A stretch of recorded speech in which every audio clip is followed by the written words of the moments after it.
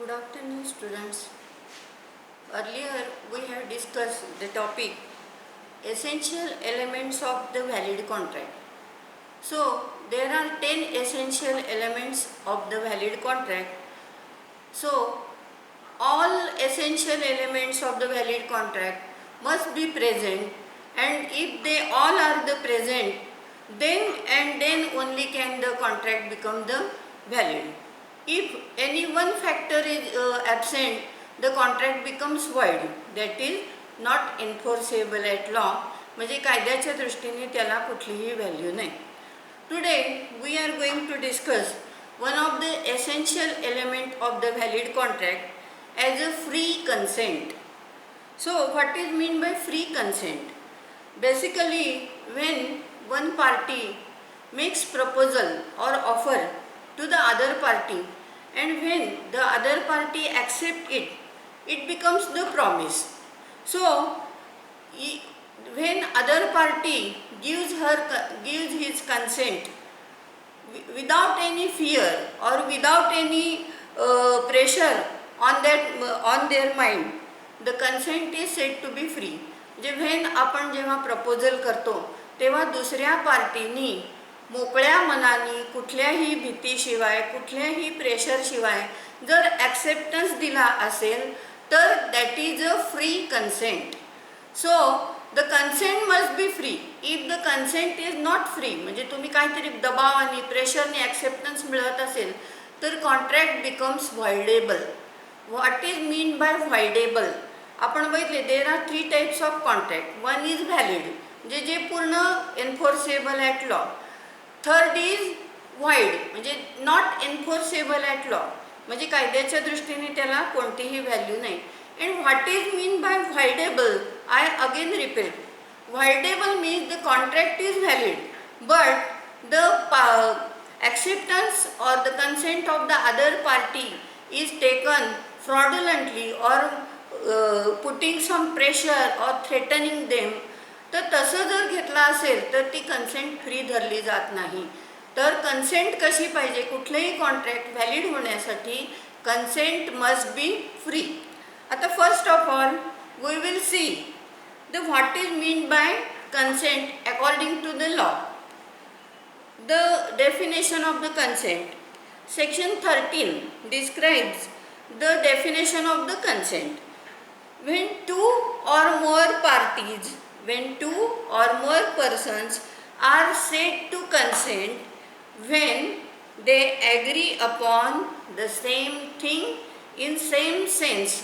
आता ह्याचा अर्थ काय बघा. कन्सेंट, आधी कन्सेंट आपण बघू, नंतर फ्री कन्सेंट बघू. तर कन्सेंट म्हणजे मान्यता देणं, पण कुठल्या गोष्टीला दोन्ही पार्टींच्या मध्ये कुठलंही मिसअंडरस्टँडिंग नाही पाहिजे. दोन्ही पार्टीमध्ये फुल अंडरस्टँडिंग पाहिजे की माझं हे घर मी विकणार आहे, एवढ्याला विकणार आहे. दुसऱ्या पार्टीला माहिती की हे घर विकत घ्यायचं आहे, एवढ्या किमतीला घ्यायचं असं आहे.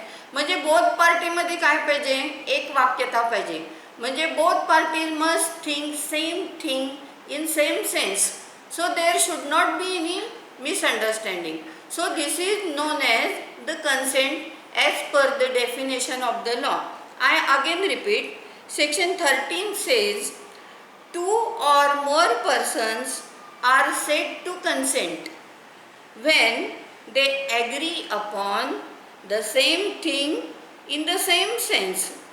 It means that there is no contract if the parties have not agreed upon the same thing in the same sense. म्हणजे एक उदाहरण सांगते.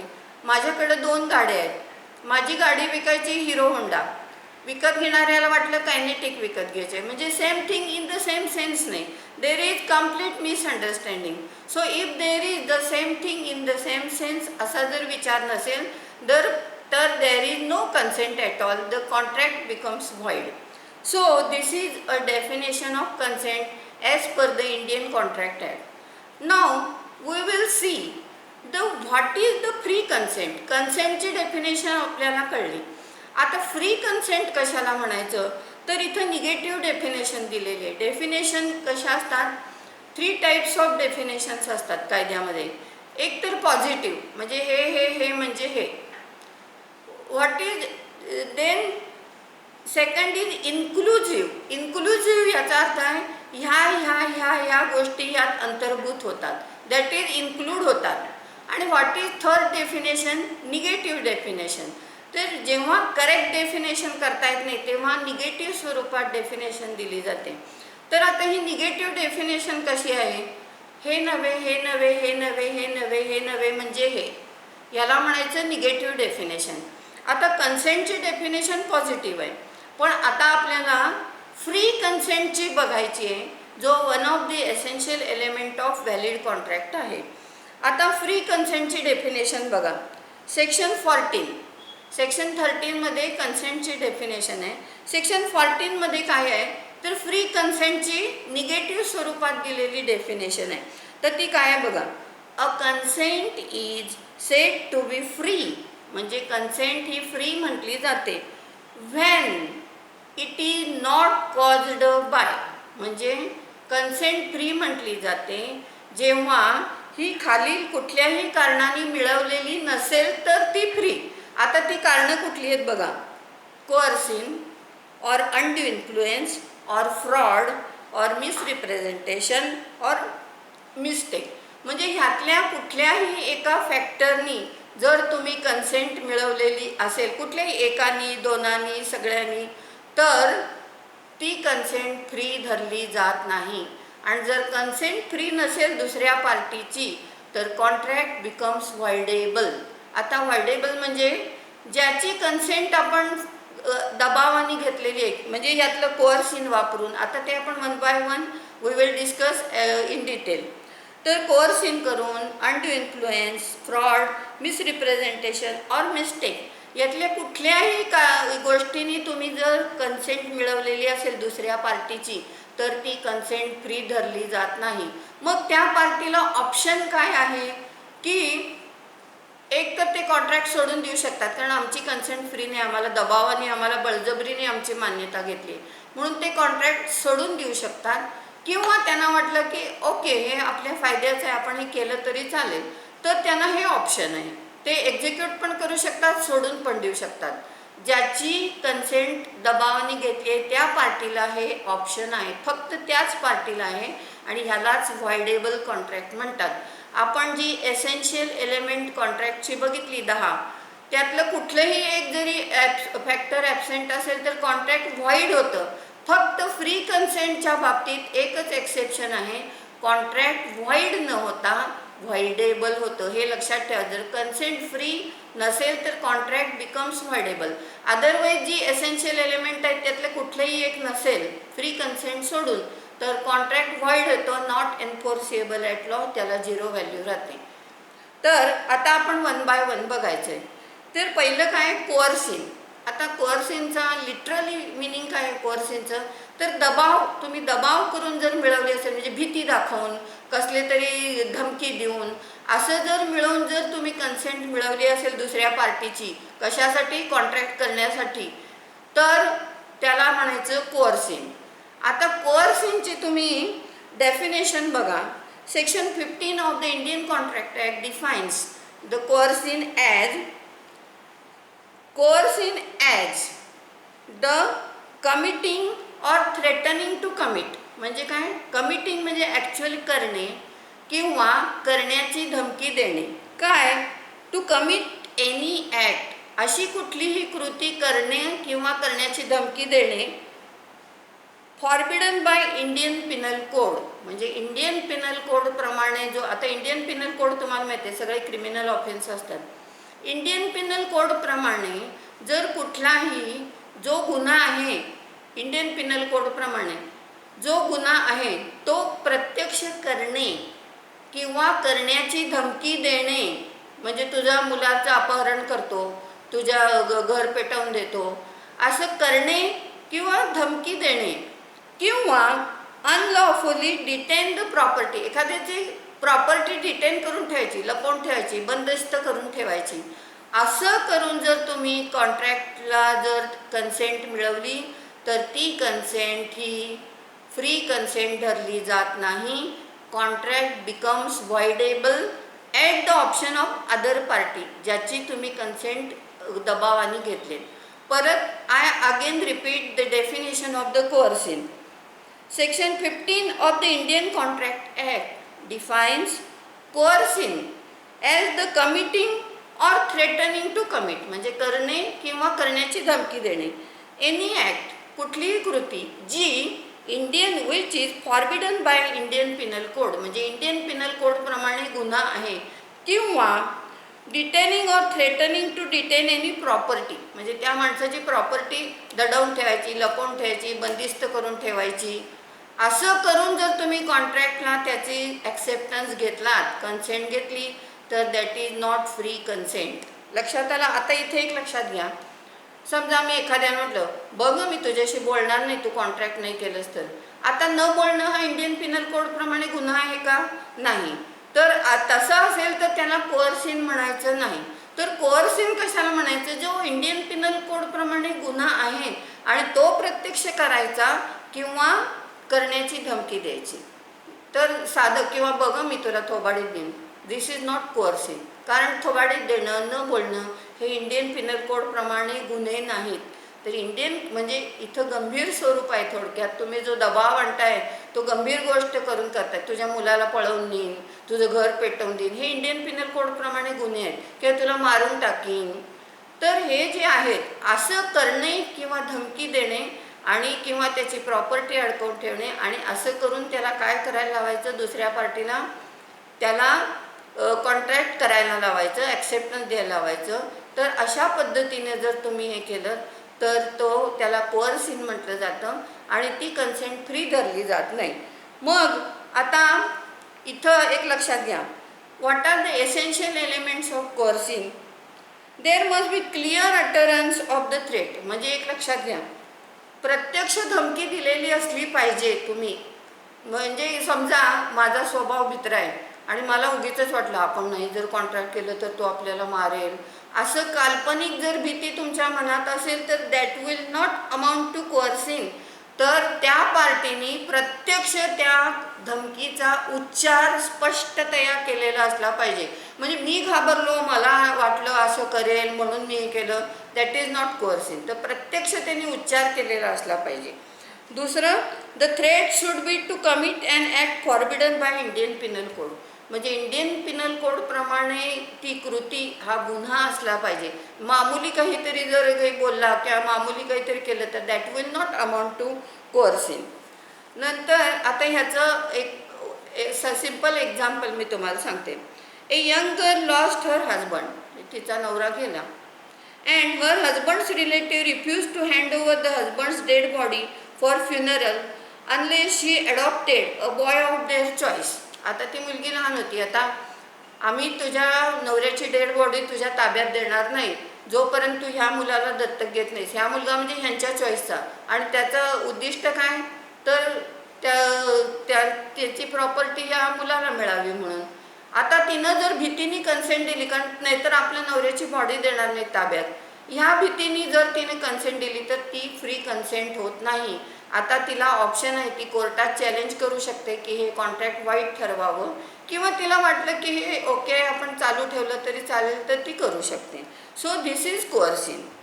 नंतर इफेक्ट ऑफ कोअर्सिन. मग जर कोअर्सिन वापरून जर माझी कन्सेंट घेतली असेल तर कॉन्ट्रॅक्टवर त्याचा काय परिणाम होतो. When the consent of parties obtained by coercion, the contract becomes voidable. Void होत नाही, लक्षात घ्या. बाकीचे इन्ग्रेडियंट नसेल तर व्हॉइड होतं, इथं फक्त व्हॉइडेबल होतं फ्री कन्सेंटच्या बाबतीत. At the option of the party whose consent is so obtained. ज्याची कन्सेंट दबावाने घेतली त्याला ऑप्शन आहे, कॉन्ट्रॅक्ट सोडून देऊ शकतो तो किंवा करू शकतो. आता दुसरा, जसं आपण बघितलं consent is said to be free when it is not caused by. त्यातलं पहिलं आपण काय बघितलं, कोअर्सिन. आता दुसरं आहे अनड्यू इन्फ्लुएन्स. आता what is mean by undue म्हणजे नको असलेला, आणि इन्फ्लुएन्स म्हणजे प्रभाव. आता जेव्हा दोन व्यक्ती सुपिरियर इन्फिरियर पोझिशनमध्ये असतात त्यावेळी जर सुपिरियर पोझिशनच्या व्यक्तींनी जर आपल्या सुपिरियर पोझिशनचा गैरफायदा घेऊन इन्फिरियर पोझिशनच्या व्यक्तीला जर कॉन्ट्रॅक्ट करायला लावलं तर that will be amount to undue influence. म्हणजे त्यांनी मान्यता कशी घेतली, आपल्या सुपिरियर पोझिशनचा गैरफायदा घेऊन करायला लावलं त्याला. म्हणजे उदाहरणार्थ एखाद्या ऑफिसमध्ये एखादा बॉस आहे, एखादा शिपाई आहे, किंवा डॉक्टर पेशंट, टीचर स्टुडंट थोड्या काळासाठी तरी. तर जिथं सुपिरियर इन्फिरियर किंवा सुपिरियरिटी ही नुसती ह्याच्यावर नसते, तर ती स्टेटसवर अवलंबून असते, एज फॅक्टरवर अवलंबून असते. एखादा म्हातारा माणूस आहे बिचारा, एखादा तरुण मनुष्य त्याला भीती दाखवून हां करा इथे सही असं करू शकतो. तर सुपिरियर इन्फिरियर पोझिशन ही कुठल्या कुठल्या दृष्टीने असते, स्टेटस वाईज असते, एज वाईज असते, प्रकृतीनुसार असते, आर्थिक परिस्थितीनुसार असते, शिक्षणाप्रमाणे असते. तर ह्या पोझिशन म्हणजे वन इज द डॉमिनंट पोझिशनवर आहे आणि तो काय करतो, आपल्या गैरफायदा घेतो आहे. आपण सुपिरियर यायचा हां कर इथं, तर त्याला म्हणायचं अनड्यू इन्फ्लुएन्स. असं करून आता इथे लक्षात घ्या, कोर्सिनमध्ये इथं तुम्ही प्रत्यक्ष गुन्हेगारी प्रवृत्ती करताय. आता इथं कसं आहे, इथं काही नाही, फक्त आमची सुपिरियर पोझिशनचा गैरफायदा आम्ही घेऊन तुम्हाला कॉन्ट्रॅक्ट करायला लावतोय. आणि असं जर असेल तर त्याला अनड्यू इन्फ्लुएन्स म्हणतात. म्हणजे पोझिशनचा, सुपिरियर पोझिशनचा गैरफायदा घेणे आणि कॉन्ट्रॅक्ट करायला लावणे. तर ती कन्सेंट फ्री धरली जात नाही. इथं पण परत ऑप्शन आहे, ज्यांची इन्फिरियर पोझिशनवरच्या माणसाला आता ऑप्शन काय आहे, तर तो रिसाइंट करू शकतो कॉन्ट्रॅक्ट किंवा तो एक्झिक्यूट करू शकतो. तर कॉन्ट्रॅक्ट बिकम्स वायडेबल. आता त्याची डेफिनेशन बघा. Section 16 of the Indian contract act provides that a contract is said to be induced by undue influence where the relation subsisting between the parties are such that one of the parties is in a position to dominate the will of the other. म्हणजे दोघांची position कशी आहे, Superior inferior, एक domination करू शकते त्याच्यात. असं जर असेल आणि त्या डॉमिनेशन पोझिशनचा गैरफायदा घेऊन जर हा कॉन्ट्रॅक्ट करायला लावत असेल तर ह्याला म्हणायचं अनड्यू इन्फ्लुएन्स. आता केव्हा कोर्ट गृहीत धरतं, म्हणजे अशा कुठली कुठली रिलेशनशिप्स आहेत ज्याच्यामध्ये कोर्ट ॲश्यूम करू शकतो की हां इथं अनड्यू इन्फ्लुएन्स होण्याची शक्यता आहे. तर त्यातलं पहिलं काय, real or apparent authority. Real or apparent authority म्हणजे बघा हां, पॅरेंट्स अँड चाइल्ड, म्हणजे मुलं लहान असतात तोपर्यंत आपल्या डॉमिनंट पोझिशनवर कोण असते, पॅरेंट्स असतात. गार्डियन अँड वार्ड म्हणजे पालक आणि पाल्य. मास्टर अँड सर्वंट, घरात एखादा सर्वंट आहे, डॉमिनेटिंग पोझिशनवर कोण आहे, मास्टर. तो आपल्या सुपिरियर पोझिशनचा गैरफायदा घेऊन त्याला एखादी त्याची तुझी जमीन मला विकत दे, कर सही असं म्हणू शकतो.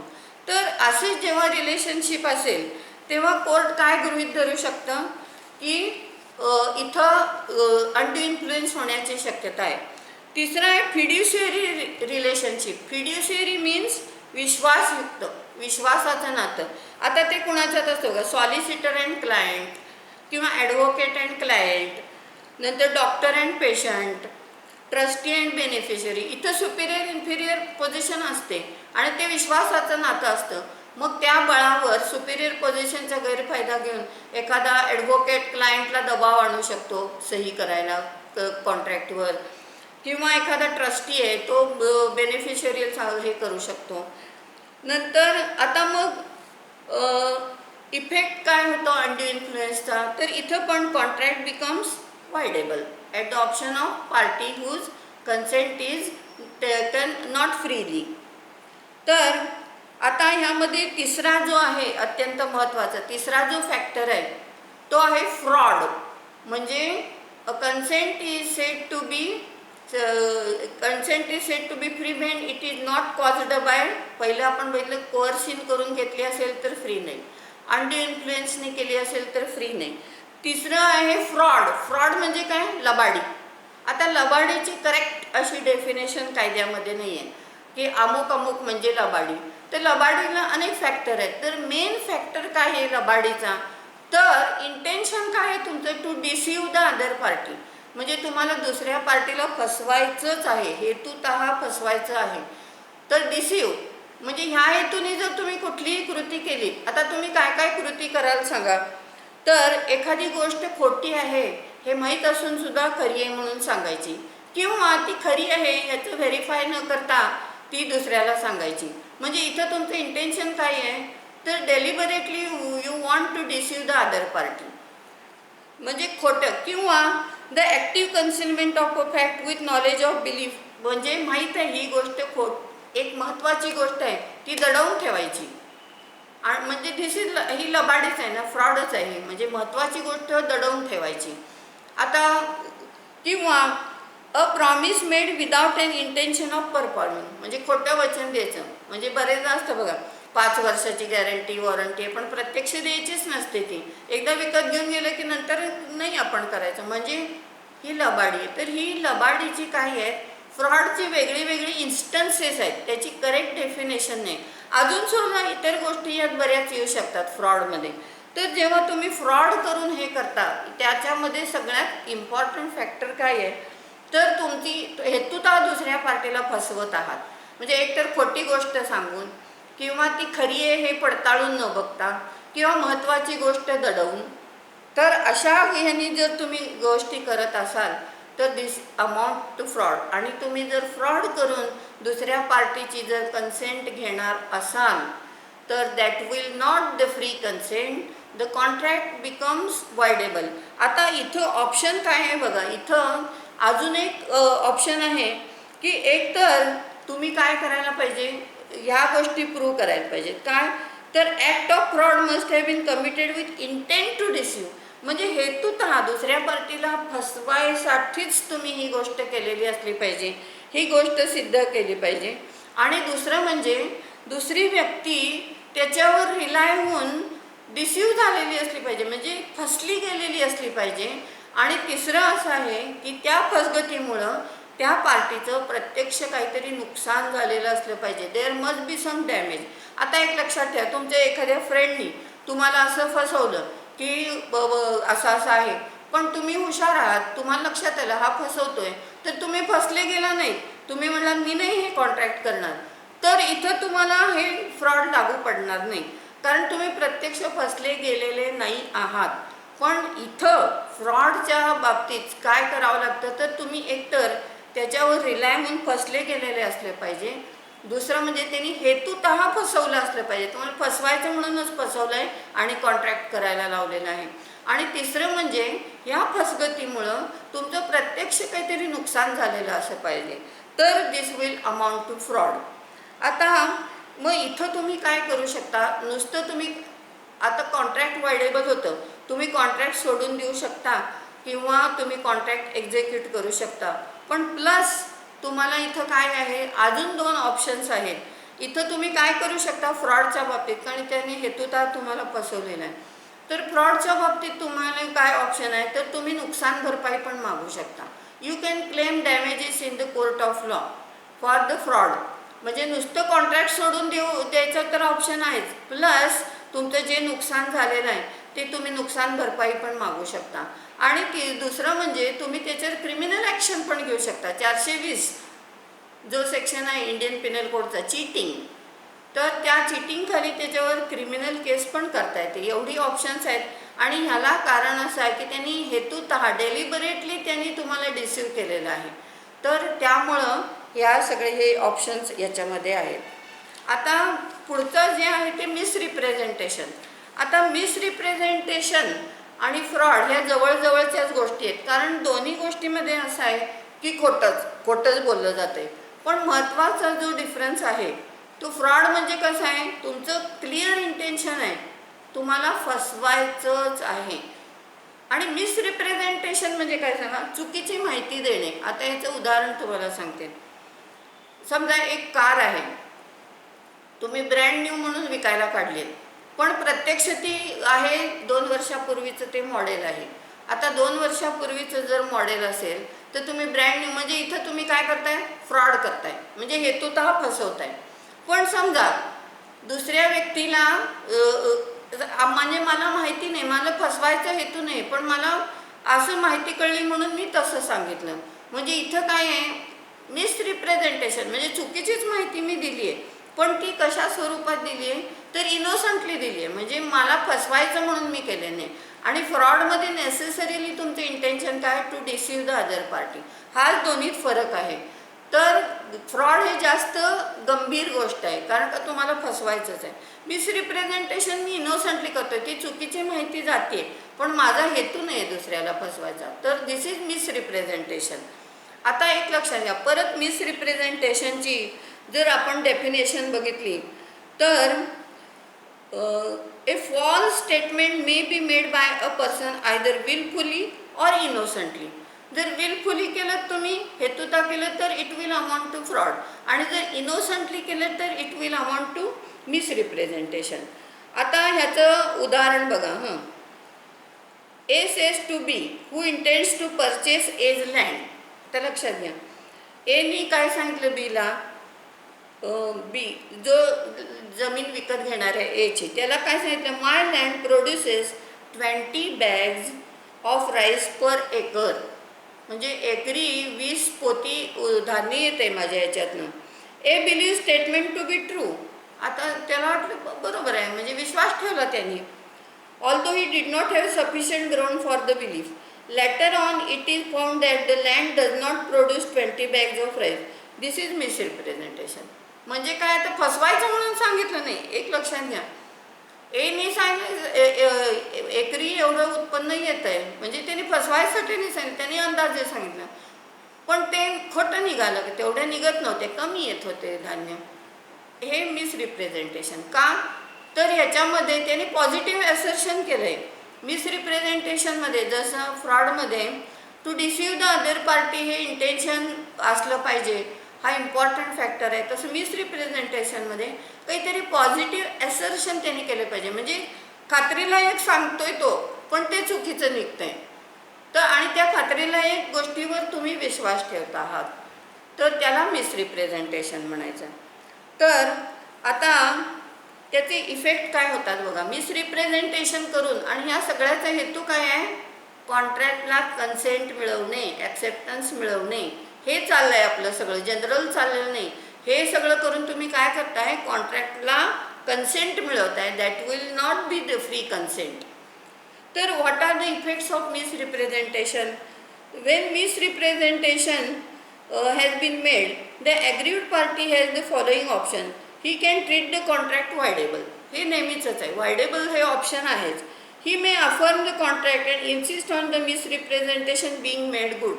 म्हणजे आता इथं बघा, मी असं करू शकतो की 2 वर्षाची जुनी गाडी आहे, तुम्ही मला ब्रँड न्यू म्हणून दिली, म्हणून मी एवढी तुम्हाला किंमत दिली.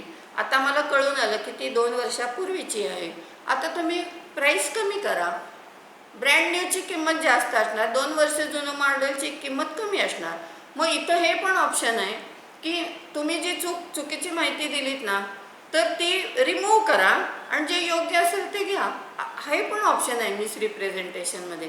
जसं फ्रॉडमध्ये तुम्ही डॅमेज मागू शकता, नुकसान भरपाई, तसं यामध्ये तेवढं जे चुकीचं सांगितलं तेवढं दुरुस्त करून, काय कमी अधिक करून ते आम्हाला ॲडजस्ट करून द्या. हे पण ऑप्शन आहे मिसरिप्रेझेंटेशनमध्ये. आता मग काय डिस्टिंक्शन आहे, what is the distinction between fraud and misrepresentation. पहिलं मिनिंग, आता फ्रॉडमध्ये काय आहे, तुम्ही डेलिबरेटली तुमचं इंटेन्शन आहे डिसिव्ह करायचं, आणि ह्याच्यामध्ये इंटेन्शन काय आहे, मिसरिप्रेझेंटेशन इनोसंटली मी करतोय. नंतर rights. In fraud the aggrieved party can avoid the contract and also claim damages. म्हणजे जर लबाडी केली असेल तर आम्ही कॉन्ट्रॅक्टर सोडून देऊच, प्लस डॅमेज मागू शकू. मिसरिप्रेझेंटेशनमध्ये फक्त तुम्ही कॉन्ट्रॅक्ट सोडून देऊ शकता, नुकसान भरपाई मागू शकत नाही. याचं कारण असं आहे की त्या पार्टीने तुमची कन्सेंट घेताना फसवायच्या हेतूने केलेली नाही आहे, म्हणून डॅमेज मागता येत नाही. And last, mistake. जर मिस्टेक म्हणजे काय, एरर म्हणजे चूक. आता mistake is an error made by the parties to the contract. It means that parties intending to do one thing have by an error done something else. म्हणजे दोघांनी जे करायचं ठरवलं होतं ते चुकीने दुसरंच काहीतरी भलतंच केलं गेलं, त्याला म्हणायचं मिस्टेक. आता ही मिस्टेक कोणाची आहे, दोन्ही पार्टीची आहे. तर त्यामुळं मिस्टेक ऑफ फॅक्ट, परत 2 प्रकार आहेत त्यामध्ये, एक मिस्टेक ऑफ फॅक्ट आणि मिस्टेक ऑफ लॉ. आता मिस्टेक ऑफ फॅक्ट म्हणजे काय सांगा, काही वेळा आपला आकडा चुकीचा घातला जातो, काही वेळा जे प्रॉपर्टीचं जे वर्णन असतं ते जे वर्णन असतं तर ते बरोबर प्रॉपर्टी क्लिअरली आयडेंटिफाय होत नाही. म्हणजे आता आपण कसं एखादं घर विकायचं समजा, तर ते कुठल्या गावातलं, कुठल्या हद्दीतलं, कुठल्या रोडवरचं, कुठल्या अपार्टमेंटमधलं, कुठल्या एरियाचं, सिटी सर्वे नंबर किती, त्याच्या बाउंड्रीज किती, असं जे आयडेंटिफाय होण्यासाठी जे क्लॅरिटी करतो, जे डिस्क्रिप्शन लिहितो कॉन्ट्रॅक्टमध्ये, तर ते डिस्क्रिप्शनमध्ये काहीतरी चूक झाली आणि चुकून सिटी सर्वे नंबरच वेगळा झाला, कायद्याला ते मान्य नाही. वेगळा नंबर असला तर तो गेलं ते हा व्यवहार तुमचा झालाच नाही. तर काही वेळा असे एरर होतात, काही वेळा क्वांटिटीचे एरर्स होतात, म्हणजे किती क्वांटिटी होती ते लिखाणात चूक होते, काही वेळा अमाऊंटमध्ये फरक होतो, काही वेळा सब्जेक्ट मॅटरच चुकीचा लिहिला जातो. तर अशा जर हे झाल्या तर त्याला म्हणायचं मिस्टेक ऑफ फॅक्ट. आता ह्या जर फॅक्ट झाल्या तर इथं तुम्ही काय करू शकता, तर कॉन्ट्रॅक्ट हे तुम्ही व्हाईडच होतं, ते म्हणजे काही त्याला अर्थच राहत नाही. समजा सिटी सर्वे नंबरच चुकीचा पडला, अमाऊंटच चुकीची पडली, कॉन्ट्रॅक्ट व्हाईडच होतं इथं. कारण दोन्ही party, both parties are at error, both parties are at mistake, म्हणजे त्याला म्हणायचं बायलॅटरल मिस्टेक, दोघांची झाली. किंवा काही वेळा काय असतं, आमचं गावाकडचं घर विकायचं आम्ही कॉन्ट्रॅक्ट करतो आणि ते घर पुरात वाहूनच गेलेलं असतं, म्हणजे सब्जेक्ट मॅटरच शिल्लक नसतो, तर अशा वेळी कॉन्ट्रॅक्ट हे व्हाईड होतं. तर आता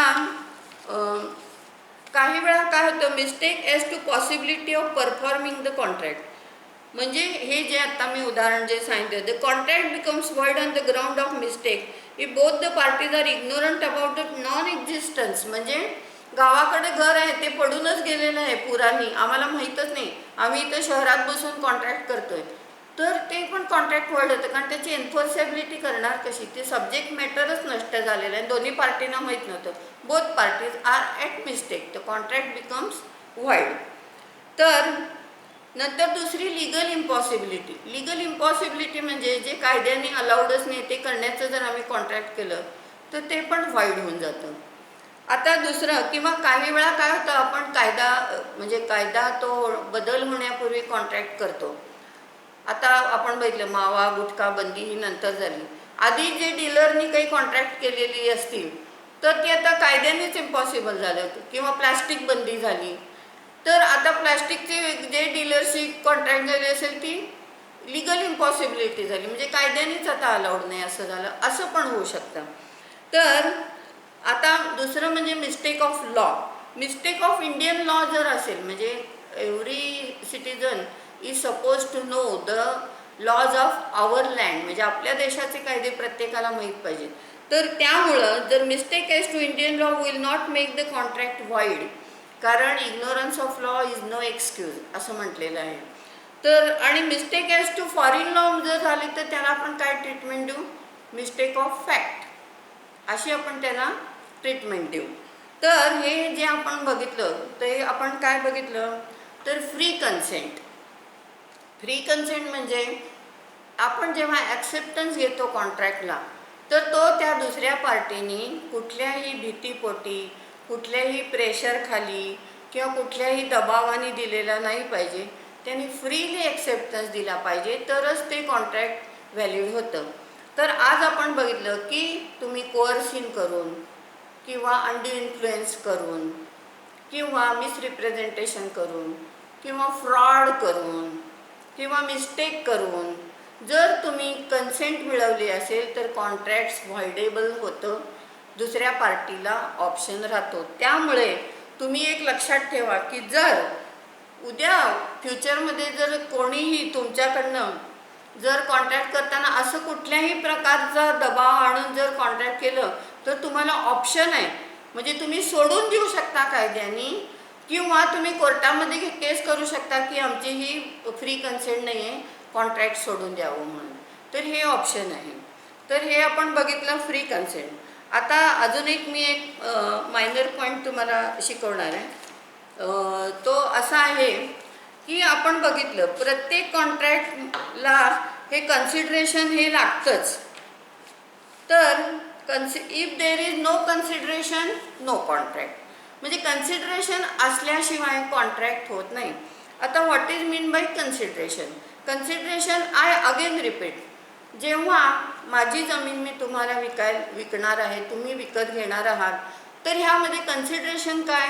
तर माझी इच्छा पूर्तता करण्यासाठी तुम्ही मला जी प्राईस देता तीही तुम्ही प्राईस देण्याची केलेली कृती म्हणजे कन्सिडरेशन.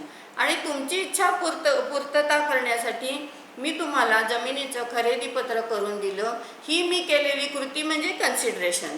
म्हणजे थोडक्यात काय आहे? In return of. कन्सिडरेशन म्हणजे कॉन्ट्रॅक्ट केव्हा होतं? ते कधी वन साइडेड नसतं. म्हणजे मी हे केलं तर ते कॉन्ट्रॅक्ट होतच नाही. तर कॉन्ट्रॅक्टमध्ये दोन्ही पार्टीनी इन रिटर्न जी केलेली कृती असते त्या कृतीला काय म्हटलं जातं? कन्सिडरेशन. आता if there is no consideration, no contract. म्हणजे जर कन्सिडरेशन, मग ते कॉन्ट्रॅक्ट होणार नाही, मग ते गिफ्ट होईल, दुसरं कुठलं तरी स्वरूप होईल त्याचं, पण ते कॉन्ट्रॅक्ट होणार नाही. तर बेसिक रूल काय आहे? If there is no consideration, no contract. म्हणजे जर कन्सिडरेशन नसेल तर ते कॉन्ट्रॅक्ट होत नाही. आता ह्या नियमाला एक्सेप्शन्स जी आहेत ती अतिशय महत्त्वाची आहेत, म्हणून मी तो आज टॉपिक चॉईस केलेला आहे. लहान आहे तो टॉपिक. तर exception to the rule no consideration, no contract लक्षात ठेवा. म्हणजे मेन रूल काय आहे? कन्सिडरेशन असल्याशिवाय कॉन्ट्रॅक्ट होत नाही, हा मेन रूल. आता ह्याची एक्सेप्शन आपण काय बघतोय? जरी कन्सिडरेशन नसेल, म्हणजे इन रिटर्न ऑफ दुसऱ्या पार्टीने काही जरी केलेलं नसेल आत्ता कॉन्ट्रॅक्टच्या वेळी, तरी सुद्धा ते कॉन्ट्रॅक्ट व्हॅलिड होतं.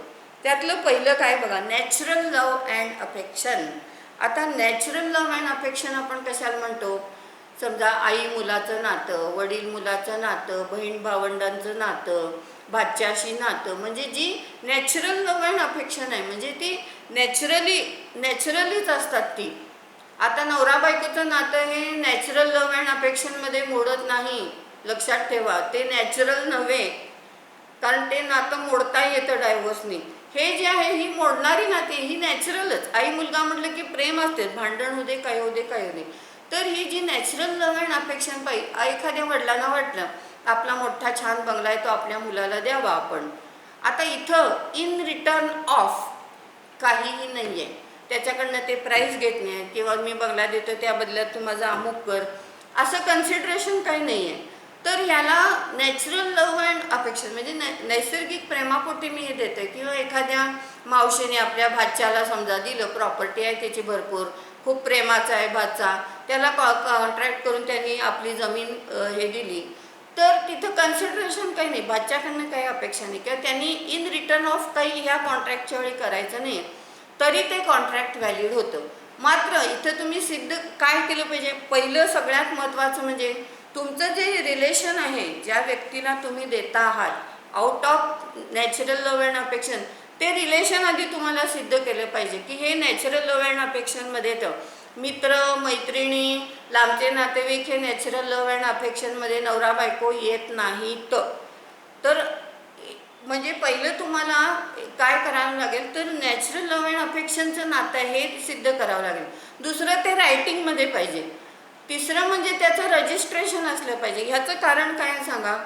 जर एखादा असेल भातचा क्रूर वृत्तीचा, मावशीचा गळा आवळून मिळेल देऊन टाक मला, तर तसं होऊ नये म्हणून ते रायटिंगमध्ये पाहिजे आणि त्याचं रजिस्ट्रेशन झालेलं असलं पाहिजे, तरच ते व्हॅलिड धरलं जातं. म्हणजे जरी कन्सिडरेशन काही नसेल तरी सुद्धा कॉन्ट्रॅक्ट व्हॅलिड होतं. की जेव्हा नॅचरल लव अँड अफेक्शनमध्ये असतं तर ते पहिलं रिलेशन ते पाहिजे, दुसरं रायटिंगमध्ये पाहिजे, तिसरं म्हणजे त्याचं रजिस्ट्रेशन केलेलं असलं पाहिजे, तरच ते व्हॅलिड धरलं जातं. आता दुसरं असं आहे त्यातलं, आणि हे सगळी all the above essential must be present to enforce and agreement. म्हणजे एक लक्षात घ्या, नॅचरल लव अँड अफेक्शनमध्ये ते नातं पण पाहिजे, रायटिंग पण पाहिजे, रजिस्ट्रेशन पण पाहिजे. या सगळे इन्ग्रेडियंट असेल तरच ते व्हॅलिड धरलं जातं, कन्सिडरेशन नसून सुद्धा. आता एक्झाम्पल बघा याचं. Mister A for natural love and affection promises to give his son ₹10,000. A puts his promise in writing and register. So this is a contract. जरी कन्सिडरेशन नसेल तरी मुलाला म्हणजे नातं कसं आहे, नॅचरल लव्ह अँड अफेक्शन्स आहे. त्यानंतर दुसरं कॉम्पेन्सेशन फॉर व्हॉलंटरी सर्व्हिस. आता व्हॉलंटरी सर्व्हिस म्हणजे एक लक्षात घ्या, आपल्याला बरेचदा आपण बघतो आता कोणीतरी हॉस्पिटलमध्ये घरातलं, सध्या तर हे खूप प्रसंग येत आहेत, तर शेजारी किंवा आपले दूरचे नातेवाईक किंवा कोणी आपल्याला स्वेच्छेने मदत करतात व्हॉलंटरीली. मग आपल्याला नंतर काय वाटतं की आपण त्यांचं काहीतरी उतराई व्हायला पाहिजे, काहीतरी त्यांना ॲक्नॉलेज करायला पाहिजे, काहीतरी थँक्स गिव्हिंग पाहिजे. म्हणून समजा माझी एक जमिनीचा भाग मी त्यांना कॉन्ट्रॅक्ट करून दिला. आता इथं एक लक्षात घ्या, तुम्ही म्हणाल मग त्यांनी व्हॉलंटरी सर्व्हिस केली होती की आधी दिली नाही, सेवा त्यांनी दिली होती, पण कॉन्ट्रॅक्टच्या वेळी आत्ता काही केलेलं नाही आहे त्यांनी.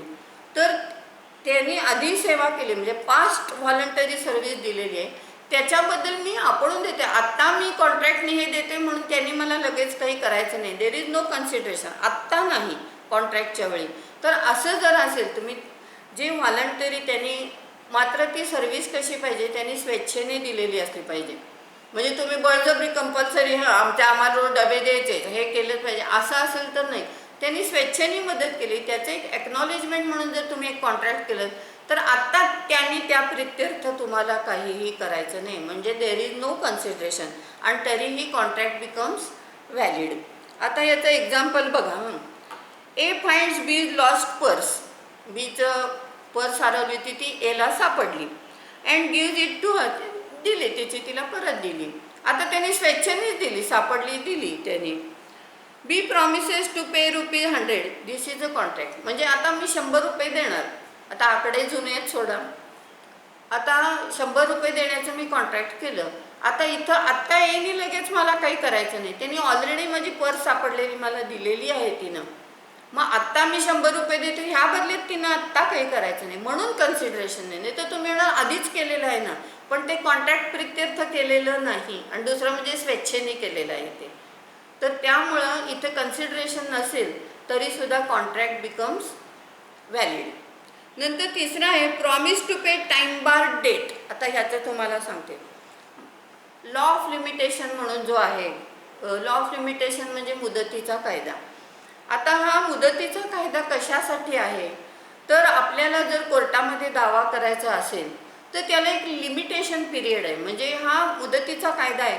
आता प्रत्येक प्रकारचा दावा करायला वेगवेगळे लिमिटेशन पिरियड आहेत, म्हणजे त्या मुदतीतच तुम्ही केलं तरच दावा टिकू शकतो.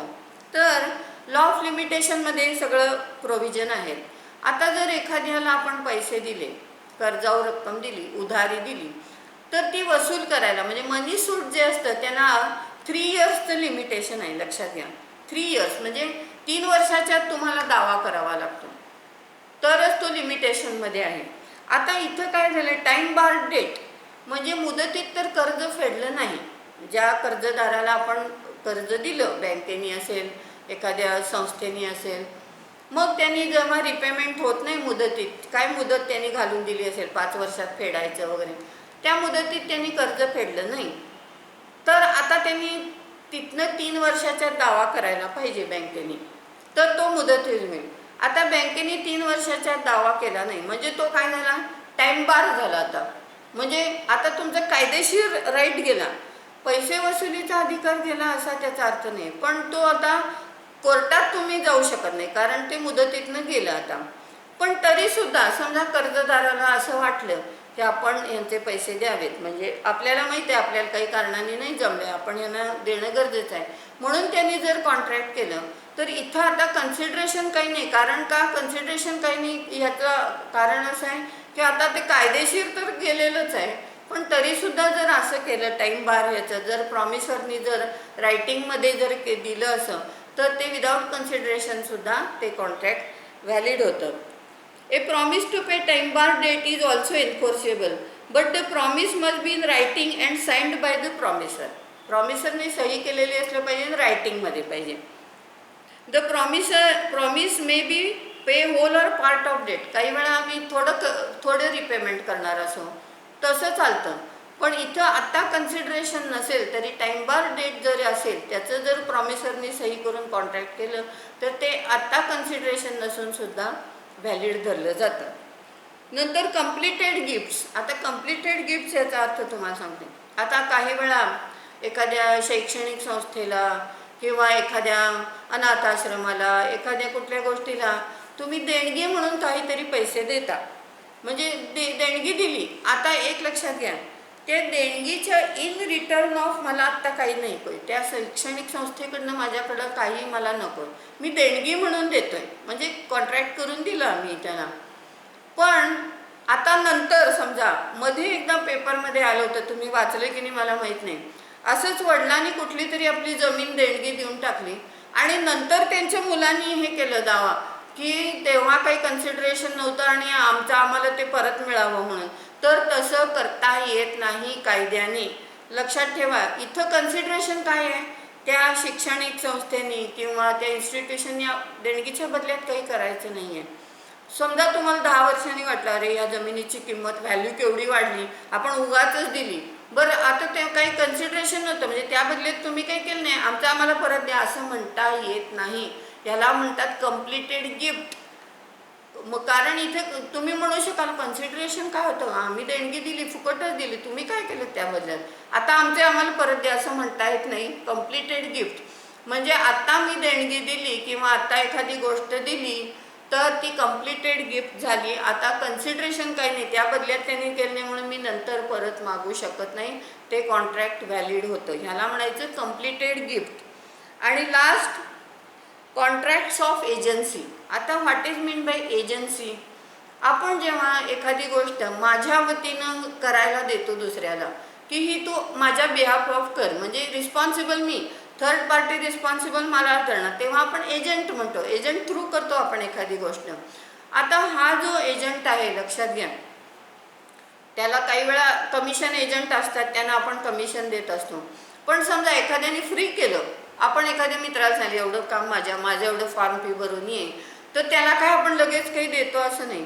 तर इथं जरी काही कन्सिडरेशन नसेल, म्हणजे एजंटला जर आपण एखादी गोष्ट करायला सांगितली आणि त्याने out of relationship, out of friendship समजा काय आपल्याकडनं घेतलं नाही, तरी तिथं कन्सिडरेशन काही नसून सुद्धा ते कॉन्ट्रॅक्ट व्हॅलिड होतं. तर ह्या ज्या गोष्टी आहेत, तर हे जे आहे तर exception to the rule, no consideration no contract, म्हणजे कन्सिडरेशन नसेल तर कॉन्ट्रॅक्ट व्हॅलिड होत नाही. ह्याच्या नियमाचे आपण अपवाद बघितले की इथं कन्सिडरेशन इन रिटर्न ऑफ काही नसून सुद्धा ते कॉन्ट्रॅक्ट व्हॅलिड धरलं जातं. त्यातलं पहिलं आहे out of natural love and affection, मात्र ते रायटिंगमध्ये पाहिजे, रजिस्टर्ड पाहिजे, आणि नातं-संबंध नॅचरल लव्ह अँड अफेक्शनमधलं पाहिजे. नंतर दुसरं कॉम्पेन्सेशन फॉर व्हॉलंटरी सर्व्हिस, तिसरं promise to pay time bar debt, चौथं कम्प्लिटेड गिफ्ट्स, आणि लास्ट कॉन्ट्रॅक्ट ऑफ एजन्सी. तर हे 5 नियमाला अपवाद आहेत. हे खूप इम्पॉर्टंट आहे कॉन्ट्रॅक्ट ॲक्टच्या दृष्टीने. बरेचदा असा प्रसंग येऊ शकतो, तर त्यावेळी ह्या गोष्टी आपल्याला माहिती पाहिजेत, म्हणून मी हा टॉपिक चूज केला आहे. तर आपण 2 आज टॉपिक डिस्कस केले, फ्री कन्सेंट आणि exception to the rule, no consideration no contract. तर ही सगळी बेसिक ज्या गोष्टी आहेत, म्हणजे सेक्शन 1 ते 75 असं आपल्या सिलेबसमध्ये मेन्शन केलेलं आहे. त्यातले इम्पॉर्टंट टॉपिक जे तुम्हाला फ्युचरमध्ये येणार आहेत, म्हणजे तर त्याची तुम्हाला बेसिक माहिती व्हावी म्हणून मी हे चॉईस केलेलं आहे. अदरवाईज ते खूप वास्ट, म्हणजे आपल्या एवढ्या टाईम लिमिटमध्ये झालं नसतं. तर आता नेक्स्ट लेक्चरला गव्हर्मेंट कॉन्ट्रॅक्ट आणि स्टँडर्ड फॉर्म ऑफ कॉन्ट्रॅक्ट हे 2 आपण हे विषय घेणार आहे, आणि त्यानंतर आपला सेकंड मॉड्यूल संपेल. मग मी असाइनमेंट देईन आणि तुम्ही रेफरन्स बुक शक्यतो किंवा गुगल सर्च करून किंवा जे असेल ते तुम्ही रेफर करून स्टडीला ॲक्च्युली सुरुवात करा. हे ऐकताना सोपं वाटतं, पण त्याची जी वाक्यरचना असते किंवा ते लॉची थोडी किचकट हे असते रचना, तर तुम्ही आत्तापासून थोडं, कारण तुम्ही आता हा इलेक्ट केला आहे सब्जेक्ट, तर त्यामध्ये नक्कीच तुम्हाला इंटरेस्ट असणार म्हणूनच तुम्ही तो इलेक्ट केलेला आहे. आणि दुसरं म्हणजे फ्युचरमध्ये तुम्हाला या तंत्रज्ञानाबरोबर पण फार उपयोगी होणार आहे. तर आत्तापासून त्याचा बेसिक स्टडी तुम्ही सुरू करा. So good day.